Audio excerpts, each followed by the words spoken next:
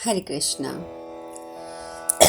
भीष्म पितामह जी कहते हैं, महाराज, द्रौपदी के जो 5 पुत्र हैं वे सब के सब महारथी हैं। विराट पुत्र उत्तर को भी मैं उदार रथी मानता हूँ। महाबाहो अभिमन्यु रथ यूथपतियों के भी यूथपति हैं। वह शत्रुनाशक वीर समर भूमि में अर्जुन और श्री कृष्ण के समान पराक्रमी है। उसने अस्त्र विद्या की विधिवत शिक्षा प्राप्त की है। वह युद्ध की विचित्र कलाएं जानता है और दृढ़ता पूर्वक व्रत का पालन करने वाला और मनस्वी है। वह अपने पिता के क्लेश को याद करके अवश्य पराक्रम दिखाएगा। मधुवंशी शूरवीर सात्यकी भी रथ यूथपतियों के भी यूथपति हैं। वृष्णिवंश के प्रमुख वीरों में सात्यकी बड़े ही अमर्षशील हैं। इन्होंने भय को जीत लिया है। राजन, उत्तमौजा को भी मैं उदार रथी मानता हूँ। पराक्रमी युधामन्यु भी मेरे मत से एक श्रेष्ठ रथी हैं। इनके कई हजार रथ, हाथी और घोड़े हैं जो कुंती पुत्र युधिष्ठिर का प्रिय करने की इच्छा से अपने शरीर को भी निछावर करके युद्ध करेंगे। भरत, राजेंद्र, वे पांडवों के साथ तुम्हारी सेना में प्रवेश करके एक दूसरे का आवाहन करते हुए अग्नि और वायु की भांति विचरेंगे। वृद्ध राजा विराट और द्रुपद भी युद्ध में अजेय हैं। इन दोनों महापराक्रमी नर श्रेष्ठ वीरों को मैं महारथी मानता हूँ। यद्यपि ये दोनों अवस्था में दृष्टि में बहुत बूढ़े हैं, तथापि क्षत्रिय धर्म का आश्रय ले वीरों के मार्ग में स्थित हो अपनी शक्ति भर युद्ध करने का प्रयत्न करेंगे। राजेंद्र, ये दोनों नरेश वीर्य और बल से युक्त श्रेष्ठ पुरुषों के समान सदाचारी और महान धनुर्धर हैं। पांडवों के साथ संबंध होने के कारण वे दोनों उनके स्नेह संबंध में बंधे हुए हैं। कुरुक्षेत्र कोई कारण पाकर प्राय सभी महाबाहु मानव शूर अथवा कायर हो जाते हैं। परम तप दृढ़ता पूर्वक धनुष धारण करने वाले राजा विराट और द्रुपद एकमात्र वीर पथ का आश्रय ले चुके हैं। वे अपने प्राणों का त्याग करके भी पूरी शक्ति से तुम्हारी सेना के साथ टक्कर लेंगे। ये दोनों युद्ध में बड़े भयंकर हैं। अतः अपने संबंध की रक्षा करते हुए पृथक पृथक अक्षौणी सेना के साथ लिए महान पराक्रम करेंगे।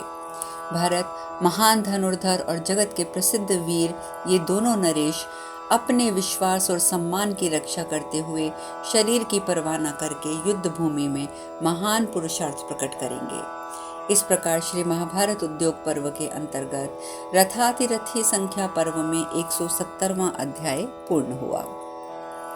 भीष्म पितामह आगे कहते हैं, राजन, भरत नंदन पांचाल राज द्रुपद का पुत्र शिखंडी शत्रुओं पर की नगरी पर विजय पाने वाला है। मैं उसे युधिष्ठिर की सेना का एक प्रमुख रथी मानता हूँ। भरत, वह तुम्हारी सेना में प्रवेश करके अपने पूर्व अपयश का नाश तथा उत्तम सुयश का विस्तार करते हुए उत्साह से युद्ध करेगा। उसके साथ पांचालों और प्रबुद्ध कद्रों को बहुत बड़ी सेना है। वह उन रथियों के समूह द्वारा युद्ध में महान कर्म कर दिखाएगा।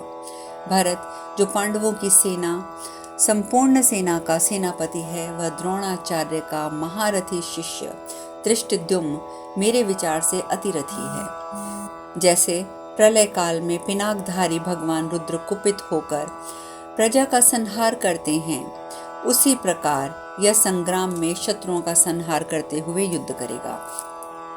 इसके पास रथियों की जो देव सेना के समान विशाल सेना है, उसकी संख्या बहुत अधिक होने के कारण युद्ध प्रेमी सैनिक रण क्षेत्र में उसे समुद्र के समान बताते हैं। राजेंद्र, धृष्टद्युम्न का पुत्र शत्रधर्मा मेरे समझने में अर्धरथी है। बाल्यावस्था होने के कारण उसने अस्त्र विद्या में अभी अधिक परिश्रम नहीं किया है। शिशुपाल का वीर पुत्र महान धनुर्धर चेदीराज दृष्टकेतु पांडुनंदन युधिष्ठिर का संबंधी एवं महारथी है। भरत, व शौर्य संपन्न चेदीराज अपने पुत्र के साथ आकर महारथियों के लिए सज साध्य महान पराक्रम कर दिखाएगा। राजेंद्र, शत्रुओं की नगरी पर विजय पाने वाला क्षत्रिय परायण शत्रदेव मेरे मत से पांडव सेना का एक श्रेष्ठ रथी है। जयंत, अमितौजा और महारथी सत्यजीत ये सभी पांचाल शिरोमणि महामनस्वी वीर महारथी हैं। तात ये सब के सब क्रोध में भरे हुए गजराजों की भांति समर भूमि में युद्ध करेंगे। पांडवों के लिए महान पराक्रम करने वाले बलवान शूरवीर अज और भोज दोनों महारथी हैं। ये संपूर्ण शक्ति लगाकर युद्ध करेंगे और अपने पुरुषार्थ का परिचय देंगे। राजेंद्र शीघ्रतापूर्वक अस्त्र चलाने वाले विचित्र योद्धा, युद्ध काल में निपुण और दृढ़ पराक्रमी जो 5 के कई राजकुमार हैं, वे सभी उदार रथी माने गए हैं। सब उनकी ध्वजा को लाल रंग का बताते हैं। सुकुमार, कशिक, नील, सूर्यदत्त, शंख और मदिराश्व नाम के ये योद्धा उदार रथी हैं। युद्ध ही इन सबका शौर्य सूचक चिन्ह है। मैं इन सभी को संपूर्ण अस्त्रों का ज्ञाता और महामनस्वी मानता हूँ। महाराज वार्षशेमी को मैं महारथी मानता हूँ। राजा चित्रा युद्ध मेरे विचार से श्रेष्ठ रथी हैं। चित्रा युद्ध संग्राम में शोभा पाने वाले तथा अर्जुन के भक्त हैं। चेकितान और सत्यधृति ये 2 पुरुष सिंह पांडव सेना के महारथी हैं। मैं इन रथियों में श्रेष्ठ मानता हूँ। भरत नंदन, महाराज व्याघ्रदत्त, चंद्रसेन और ये 2 नरेश भी मेरे मत से पांडवों में श्रेष्ठ रथी हैं और इसमें मुझे कोई संशय नहीं है। राजेंद्र, राजा सेना बिंदु का दूसरा नाम क्रोधहंता भी है। प्रभु, वे भगवान श्री कृष्ण और भीमसेन के समान पराक्रमी माने जाते हैं। वे समरांगण में तुम्हारे सैनिकों के साथ पराक्रम प्रकट करते हुए युद्ध करेंगे। तुम मुझको, आचार्य द्रोण को, कृपाचार्य को जैसा समझते हो, युद्ध में दूसरे वीरों से स्पर्धा रखने वाले और बहुत से फुर्तीले के अस्त्र के साथ अस्त्र शस्त्रों का प्रयोग करने वाले प्रशंसनीय एवं उत्तम रथी नरश्रेष्ठ काशीराज को भी तुम्हें वैसा ही मानना चाहिए। मेरी दृष्टि से शत्रु नगरी पर विजय पाने वाले काशीराज को साधारण अवस्था में एक रथी समझना चाहिए, परंतु जिस समय वे युद्ध में पराक्रम प्रकट करने लगते हैं उस समय इन्हें 8 रथियों के बराबर मानना चाहिए। द्रुपद का तरुण पुत्र सत्यजीत सदा युद्ध में स्पृहा रखने वाला है। वह धृष्टद्युम्न के समान ही अतिरथी का पद प्राप्त कर चुका है। वह पांडवों के यशो विस्तार के साथ इच्छा रखते हुए युद्ध में महान कर्म करेगा। पांडव पक्ष के धनुर्धर वीर पराक्रमी पांड्यराज भी एक अन्य महारथी हैं। ये पांडवों के प्रति अनुराग रखने वाले और शूरवीर हैं। इनका धनुष महान और सुदृढ़ है। ये पांडव सेना के सम्मानीय महारथी हैं। कौरव श्रेष्ठ राजा श्रेणीमान और वसुदान ये दोनों वीर अतिरथी माने गए हैं। ये शत्रुओं की नगरी पर विजय पाने में पूर्णतः समर्थ हैं। इस प्रकार श्री महाभारत उद्योग पर्व के अंतर्गत रथातिरथी संख्या पर्व में 171वां अध्याय पूर्ण हुआ। भीष्म पितामह आगे कहते हैं, महाराज भरत पांडव पक्ष में राजा रोचमान महारथी हैं। वे शत्रु सेना के साथ देवताओं के समान पराक्रम दिखाकर युद्ध करते हैं। कुंती भोज कुमार राजा पुरोजित जो भीमसेन के मामा हैं, वे भी महान धनुर्धर और अत्यंत बलवान हैं। मैं उन्हें भी अतिरथी मानता हूँ। इनका धनुष महान है। ये अस्त्र विद्या के विद्वान और युद्ध कुशल हैं। रथियों में श्रेष्ठ वीर पुरोजित विचित्र युद्ध करने वाले और शक्तिशाली हैं। जैसे इंद्र दानवों के साथ पराक्रम करके युद्ध करते हैं, उसी प्रकार वे भी शत्रुओं के साथ युद्ध करेंगे। उनके साथ जो सैनिक आए हैं वे सभी युद्ध की कला में निपुण और विख्यात हैं। वीर पुरोजित पांडवों के प्रिय और हित में तत्पर हों, अपने भांजों के लिए युद्ध में महान कर्म करेंगे। महाराज भीमसेन और हिडिंबा का पुत्र राक्षस राज घटोत्कच बड़ा मायावी है। वह मेरे मत से रथ यूथपतियों का भी यूथपति है। उसको युद्ध करना बहुत प्रिय है। तात वह मायावी राक्षस समर भूमि में उत्साहपूर्वक युद्ध करेगा। उसके साथ जो वीर राक्षस एवं सचिव हैं, वे सब उसी के वश में रहने वाले हैं। वे तथा और भी बहुत से वीर क्षत्रिय जो विभिन्न जनपदों के स्वामी हैं और जिनमें श्री कृष्ण का सबसे प्रधान स्थान है, पांडु नंदन युधिष्ठिर के लिए यहाँ एकत्र हुए हैं। राजन, ये महात्मा पांडु नंदन युधिष्ठिर के मुख्य रथी, अथिरथी और अर्धरथी बताए गए हैं। नरेश्वर, देवराज इंद्र के समान तेजस्वी किरीटधारी वीरवर अर्जुन के द्वारा सुरक्षित हुई युधिष्ठिर की भयंकर सेना का ये उपयुक्त वीर सम्रांगण में संचालन करेगा। वीर, मैं तुम्हारी ओर से रणभूमि में उन मायाविता और विजयाभिलाषी पांडव वीरों के साथ अपनी वीर अथवा मृत्यु की आकांक्षा लेकर युद्ध करूंगा। वसुदेव नंदन श्री कृष्ण और अर्जुन रथियों में श्रेष्ठ हैं। वे क्रमशः सुदर्शन चक्र और गांडीव धनुष धारण करते हैं। वे संध्याकालीन सूर्य और चंद्रमा की भांति परस्पर मिलकर जब युद्ध में पधारेंगे, उस समय मैं उनका सामना करूंगा। पांडुपुत्र युधिष्ठिर के और भी जो श्रेष्ठ श्रेष्ठ रथी सैनिक हैं, उनका और उनकी सेनाओं का भी मैं युद्ध के मुहाने पर सामना करूंगा। राजन, इस प्रकार मैंने तुम्हारे इन मुख्य मुख्य रथियों और अथिरथियों का वर्णन किया है। इसके सिवा जो कोई अर्धरथी है, उसका भी परिचय दिया है। कौरवेंद्र, इसी समय पांडव पक्ष के रथी आदि का दिग्दर्शन भी कराया है। भरत, अर्जुन, श्री कृष्ण तथा अन्य जो जो भूपाल हैं, मैं उनमें से जितनों को देखूंगा उन सबको आगे बढ़ने से रोक दूंगा। परंतु महाबाहो, पांचाल राजकुमार शिखंडी को धनुष पर बाण चढ़ाए युद्ध में अपना सामना करते देखकर मैं उसे नहीं मारूंगा।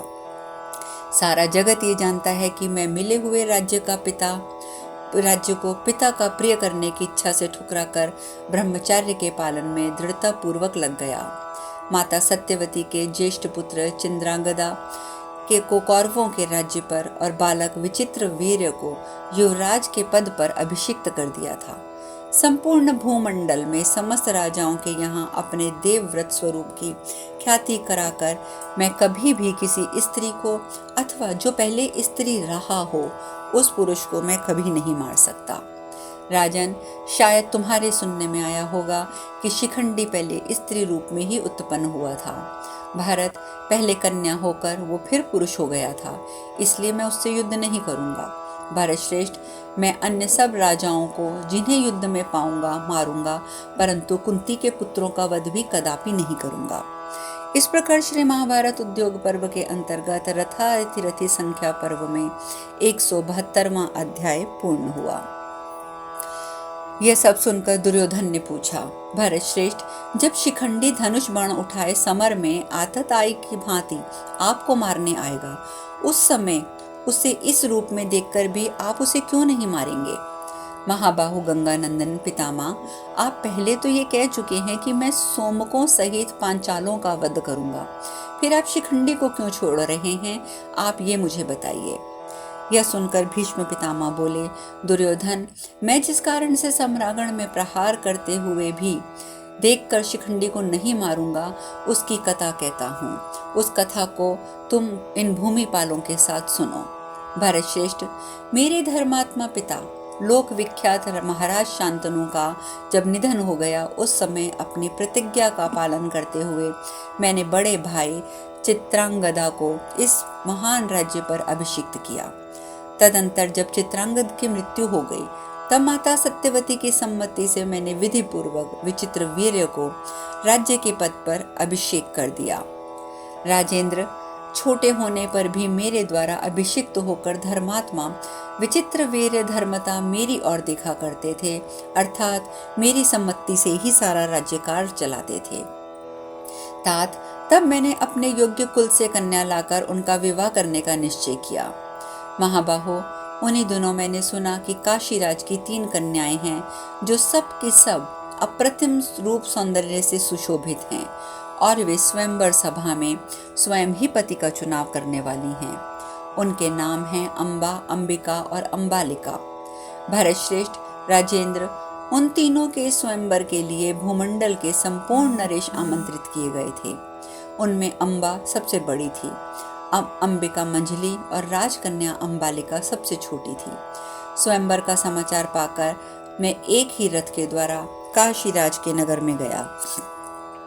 महाबाहो, वहां पहुंचकर मैंने वस्त्राभूषणों से अलंकृत उन तीनों कन्याओं को देखा। पृथ्वीपति वहां उसी समय आमंत्रित होकर आए हुए संपूर्ण राजाओं पर भी मेरी दृष्टि पड़ी। भारत श्रेष्ठ, तदंतर मैंने युद्ध के लिए खड़े हुए उन समस्त राजाओं को ललकार कर उन तीनों कन्याओं को अपने रथ पर बिठा लिया। पराक्रम ही इन कन्याओं का शुल्क है, ये जानकर उन्हें रथ पर चढ़ा लेने के पश्चात मैंने वहां आए समस्त भूपालों से कहा, नरश्रेष्ठ राजाओं, शांतनु पुत्र भीष्म इन राजकन्याओं का अपहरण कर रहा है। तुम सब लोग पूरी शक्ति लगाकर इन्हें छुड़ाने का प्रयत्न करो, क्योंकि मैं तुम्हारे देखते देखते बलपूर्वक इन्हें लिए जाता हूँ। इस बात को मैं बारंबार दोहराता रहा। फिर तो महिपाल कुपित हो हाथ में हथियार लेकर टूट पड़े। अपने सारथियों को रथ तैयार करो, रथ तैयार करो, इस प्रकार आदेश देने लगे।